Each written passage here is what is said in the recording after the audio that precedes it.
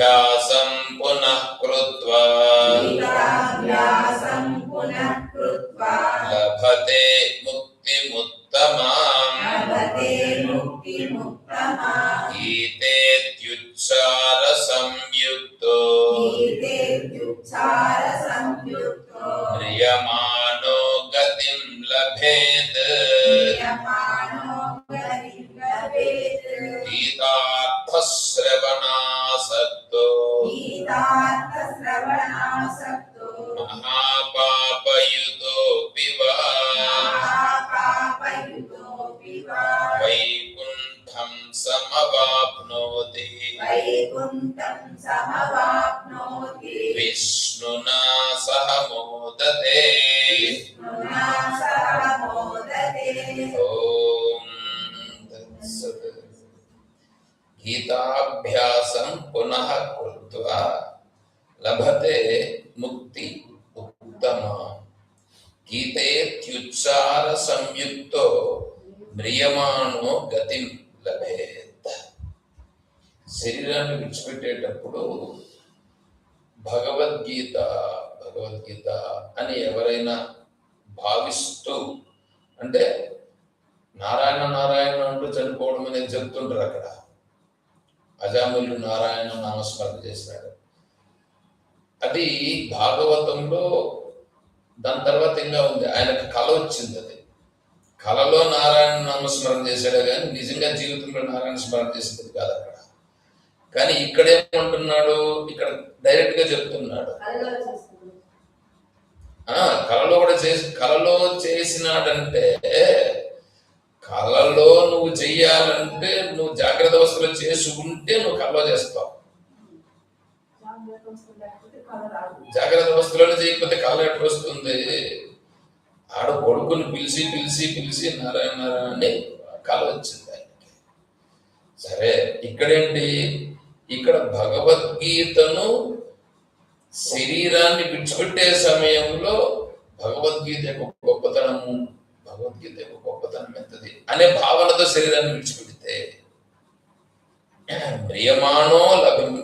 మ్రియమాణో అంటే శరీరాన్ని విడిచిపెడితే లభతే ముక్తి, అతనికి ముక్తి లభిస్తుంది అంటారు. ఉత్తమమైన ముక్తి అన్నాడు ఇక్కడ.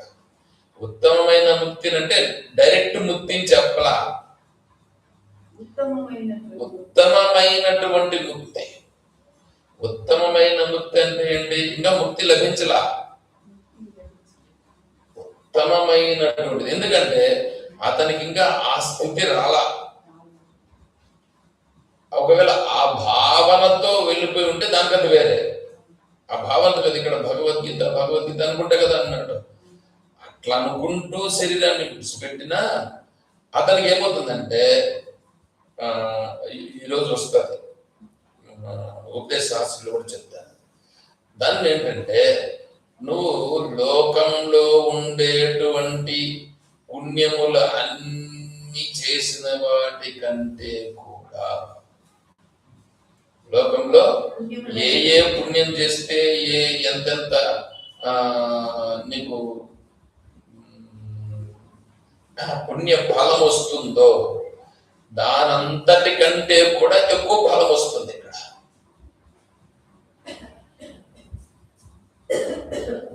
ఈ ఫలము వలన అతను తర్వాత జన్మలు ఏమవుతుందంటే డైరెక్ట్ గా ఆ మార్గంలో వెళ్ళేటువంటి స్థితి అనేటువంటిది వస్తుంది. తర్వాత చెప్తున్నాడు, గీతార్థ శ్రవణాసక్త. నేను భగవద్గీతను తెలుసుకోవాలి, భగవద్గీతను శ్రవణం చేయాలి. భగవద్గీతలో ఏమి చెప్పినారు, భగవద్గీతను శ్రవణం చేసిన దానివల్ల నా కర్మల నుండి నేను బయటపడతాను, నా జీవితంలో నేను ఎలా ప్రవర్తించాలనో భగవద్గీత చెప్పింది, ఏ విధంగా ఉంటే నేను నిజంగా సంతోషం పొందుతానో చెప్పింది. ఈ దేవతలు, ఈ లోకాలు, ఈ సంసారం ఇదంతా ఉంది కదా, దీనిలో అంతా ఎలా ఉండాలో భగవద్గీత చెప్పింది. నా నిజస్వరూపాన్ని గురించి కూడా భగవద్గీత చెప్పింది. అటువంటి స్థితిని నేను తెలుసుకోవాలి అని వాడికి లోపల నుంచి రావాలి. నుంచి రావాలి. చిన్నప్పుడు నాన్న ఇంకా నువ్వు సాయంకాలం అయితే స్కూల్ నుంచి వచ్చావుగా పోయి భగవద్గీత శ్లోకం చెప్పించుకొని రావు అమ్మగారి దగ్గరికి వెళ్ళి అంటే అప్పుడు కాలేజీలు కనుక్కొని పుస్తకం ఎత్తుకొని దాన్ని ఎవరో చెప్పితే కదా పోయినావు, చెప్పితే పోయినావు. ఇక్కడ అట్లా కాదు, చెప్పకుండానే నీ అంతట నీకే అనిపించాల భగవద్గీతలో గొప్పతనం ఉంది, అది నేను తెలుసుకోవాలని నీకు అనిపించాలా. నీకు అనిపించి ఎవరు చెప్తారని వాళ్ళ దగ్గర పోవాలి. ఇది అర్థమవుతుందా? అంటే నీ అంతట నీకు అనిపించి ఏమనిపించాలా, భగవద్గీతలో గొప్పతనం ఉంది, భగవద్గీతలో ఉన్నటువంటిది నువ్వు చెప్పినాక ఇప్పుడే చెప్పినాక లోకంలో నువ్వు ఎన్ని పుణ్యములు చేసినా ఆ పుణ్యములన్నీ కూడా దీని దగ్గర గడ్డి పరకతో సమానం అని చెప్పింది ఉపనిషత్తు.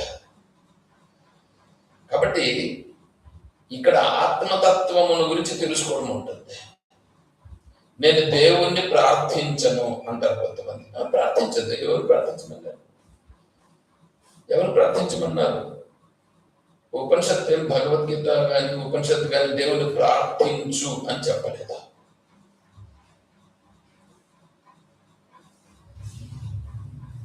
పత్రం పుష్పం ఫలం ద్వయం అని ఉంది కదా అని అంటే, అవును, పత్రం పుష్పం ఫలం ద్వయం అంటే ఏంటి అర్థం?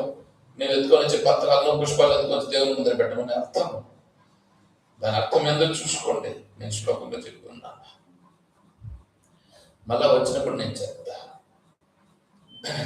పత్రం అంటే వేదాధ్యయనం.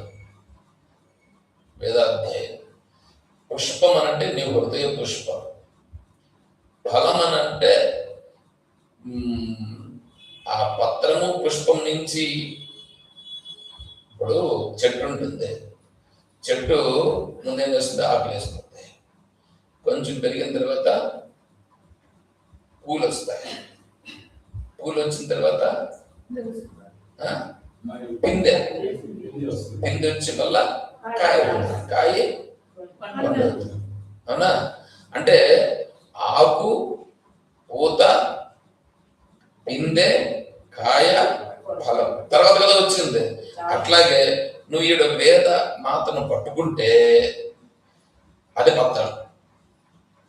తర్వాత దాని నుంచి నువ్వు అలాగే పట్టుకొని ముందుకు పోతే పుష్పం వస్తుంది. నీ హృదయం వికసిస్తుంది. హృదయం వికసించిన తర్వాత ఇంకా అట్లాగే పట్టుకొని ఉంటే అప్పుడేమవుతుందంటే పిండి వస్తుంది, దాని నుంచి కాయ అవుతుంది, దాని నుంచి ఫలం వస్తుంది. అప్పుడు నువ్వు ఈ సమాజంలో ఎలా ఉండాలనేటువంటిది అంతా నీకు తెలుస్తుంది. సమాజ రూపమైనటువంటి పరమేశ్వరుడు ఇదంతా. ఈ పరమ తత్వానికి నువ్వు ఎలా చేస్తావు అనేటువంటిది ఫలం అవుతుంది. ఇది చేయమని చెప్పింది కానీ నారాయణ వాళ్ళ అర్థం కాదు. కాబట్టి నువ్వు దేవుడిని ఎత్తుకొని పోయి ఆడే అసలు దేవుడు అంటే ఎవరో తెలుసుకో, అది చెప్తుంది. కాబట్టి ఎవరైతే ఈ తత్వాన్ని, భగవద్గీతలో ఎంత గొప్ప తత్వం ఉంది, దాన్ని తెలుసుకోవాలని హృదయపూర్వకంగా ఎవరికైతే ప్రేరణ కలిగి వస్తాడో వాడు మహాపాపయుతుడుగా, ఇంతకుముందు మహాపాపములు చేసి ఉండినా సరే అతను ఏమవుతాడంటే వైకుంఠం సమవాప్నోతి, శరీరాన్ని విడిచిపెట్టగానే వైకుంఠాన్ని పొందుతాడు. అంత గొప్పది గీతామాత. కాబట్టి గీతామాతను ఆశ్రయించి తీరాలి. హరే